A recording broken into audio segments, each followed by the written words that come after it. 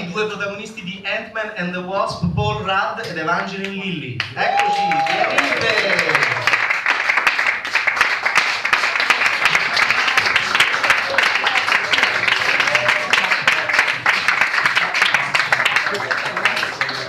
Buongiorno. Buongiorno, grazie.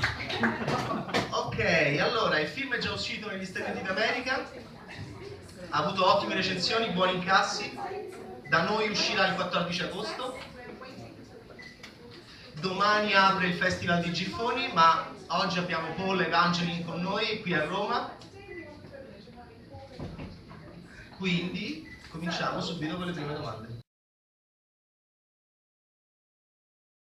But we refer to the comics and embrace the comics and create the films and characters on their own. It's been an honor to play the part, and it's an even bigger honor now to share the film with Wasp and Evangeline.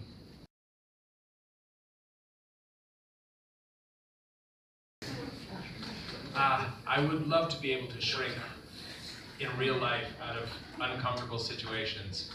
I find myself in those quite a bit. That would require a lot of shrinking. As far as my relationship with ants, it has definitely changed. I won't step on them. I let them go about their business, and I feel as if they are my brothers and sisters. Cast used to get together to watch the show together every week, and that is the time that I remember the most in my life, when I would have given anything to shrink and disappear, because that was my first job and I didn't know what I was doing and I wasn't trained and I thought I was awful. And it was really embarrassing. And I've always liked insects. I've been a bug girl since I was born. I have always protected them. I have always adored them. When I was a little girl, I used to be the caterpillar girl. I used to take big black fuzzy caterpillars and put them all over my body and then run around the neighborhood and scare all the other girls. So my relationship with wasps hasn't changed.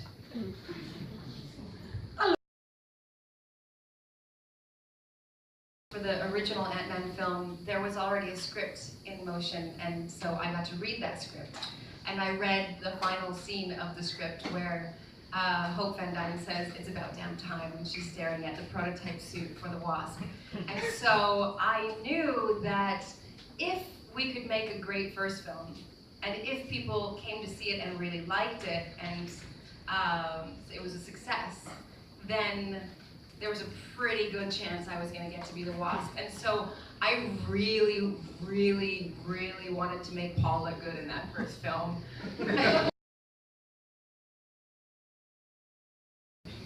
Hulk. I didn't get the part. I had two fantasies. One was to play to be a woodland elf in Middle Earth, and I got to realize that fantasy, which was amazing. And the digital double looked amazing, for the record. And I also fantasized about being Michelle Pfeiffer Catwoman, and then I got to have her as my Wasp mom. So I'm living the dream. Oh boy. Yeah, food pressure's on. Working in movies is an interesting experience because they take months to film, and it seems as if each one form somewhat of a family with the crew, and then go on with your life. There has been something really nice about working with Marvel the last few years. I find that has been really terrific, getting to know other actors, other Avengers, and the people, the executives at Marvel. I've really enjoyed that family. It's a really good family. Marvel's a really good family. They really do treat us like family from the top down. But there is nobody, I don't think, ever in my career that will be able to reach the place that I reached with the crew and the cast of Lost after 6 years stuck on a deserted island together. There were so many difficult shooting situations that we were put in. There was so much sort of loneliness and isolation of actually being on an island together. And for me personally, I was there without a husband and children. I was pretty much on my own, and so the crew they just rallied around me with so much love and so much aloha that they became truly family to me. And I used to cry every rap for every season when I would leave the crew, and I still get emotional when I think about what those beautiful people meant to me and what they gave to me in a time when I was very isolated and lonely. They were everything for me.